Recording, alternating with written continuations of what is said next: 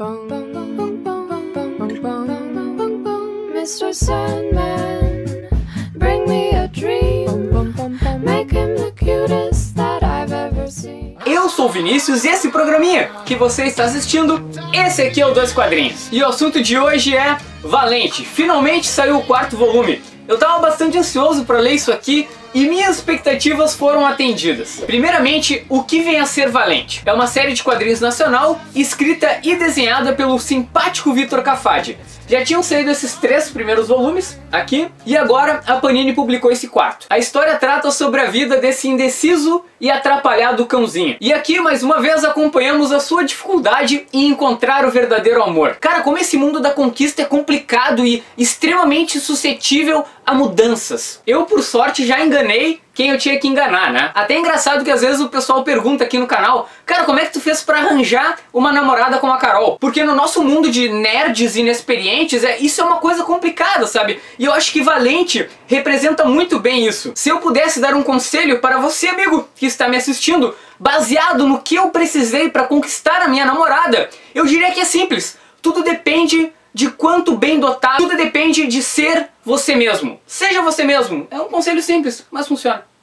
Mas voltando para a história do Valente, é engraçado como tu te identifica, sabe? Tu vê as situações que ele vai passando, às vezes tu passou por alguma coisa semelhante. Não que na minha adolescência eu fosse um cara tão requisitado pelas mulheres, né? Mas alguma coisa que eu me identifiquei. E aí tu vê os erros dele, tu pensa o que tu faria naquela situação. Às vezes tu fica irritado com as atitudes dele, pensando que cara, tu tá fazendo a coisa errada, tu tinha que agir de tal forma, sabe? Outro ponto forte do quadrinho, isso é um mérito assim 100% do trabalho do Vitor Cafadi, é a forma que ele consegue expressar os sentimentos do Valente. É uma forma muito singela, mas assim, extremamente expressiva. Tu entende o que o Valente está sentindo. E tudo com uma arte muito bacana, é um traço quase aconchegante. Vamos à nota. Valente, para o que der e vier, me agradou bastante. Assim, esse 4º volume, ele não me surpreendeu tanto quanto os 3 primeiros, porque quando eu li esses 3, eu li tudo numa tacada só, então Valente foi uma novidade pra mim, né? Eu nunca tinha lido nada dele. Mas ainda assim eu curti demais esse volume, embora ele não tenha me surpreendido tanto, foi muito bom de voltar pra esse mundo do Valente. Tu entra na história com o personagem, é muito legal. Baseado nos meus conhecimentos matemáticos, numa escala de 0 a 5, eu dou um 4.0 pra esse 4º volume do Valente.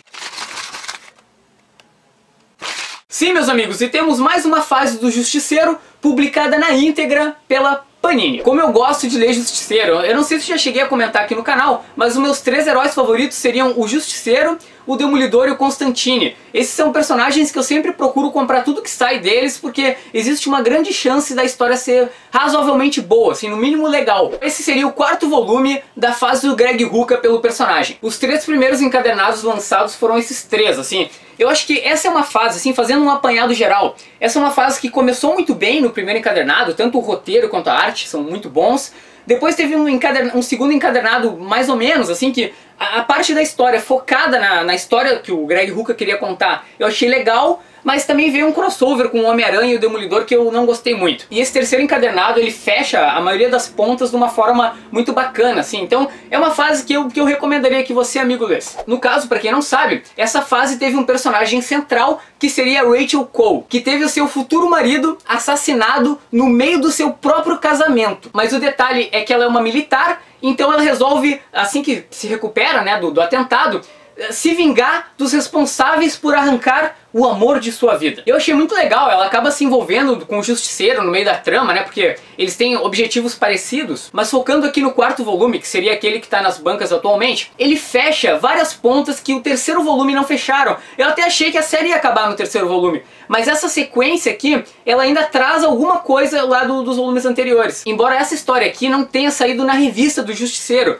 ela seria na verdade um crossover especial que se chama Justiceiro Zona de Guerra. Basicamente aqui, os Vingadores resolvem ir atrás do Justiceiro e acabar de vez com seus crimes contra a humanidade. Ou seja, na prática, eles querem que ele pare de fazer o trabalho deles melhor do que eles próprios. Sei lá, cara, eu não gostei muito desse crossover, sabe? Porque eu acho que o universo do Justiceiro, ele não combina muito com esse mundo colorido, sabe? Eu prefiro ele retratado de uma forma mais séria, pegando, por exemplo, a fase do Garth Ennis pelo personagem, com tramas mais adultas, sabe? E também tem a questão da motivação dos Vingadores que me incomoda um pouco, sabe? Porque tu vê um cara como Thor indo atrás do Justiceiro, Justiceiro é tão bobo, sabe? Tipo, ele é um humano normal, pra que um deus vai atrás dele? Será que não tem alguma ameaça intergaláctica aí, vindo pra Terra, pros Vingadores resolverem? Pô, eles estão com tempo sobrando, né, cara, pra poder ir atrás do Justiceiro. Enfim, eu não curti muito, eu acho esses crossovers, assim, muito previsíveis, mas... Bom, mas essa é a minha opinião. Mas a boa notícia é que esse encadernado não tem só essa história.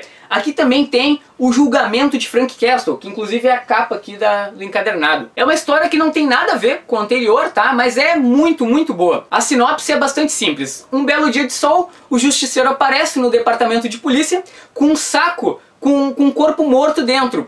Ele entrega para os policiais e diz que foi ele que matou o cara e que ele tá ali para se entregar. E além de ter esse plot bizarro, a arte dessa história, a primeira metade dessa história, é desenhada pelo Francis Lenin Yu, que é um desenhista que eu gosto bastante, assim, ele tem um traço, cara, fenomenal, assim. Bom, logicamente tu lê a história sabendo que o Justiceiro tava tramando alguma coisa, né, ele não ia se entregar de graça.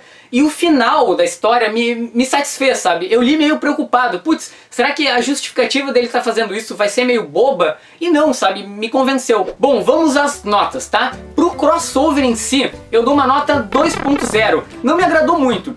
Ele me manteve interessado durante toda a leitura, né? Porque, pô, eu ficava curioso pra saber o que ia acontecer no final, né? Mas eu achei meio previsível. Já pro julgamento do Justiceiro, são só 2 edições americanas, tá? É uma história curta. Mas dentro da proposta dela e o que ela entrega é nota 5, assim, é uma história do Justiceiro boa de ler.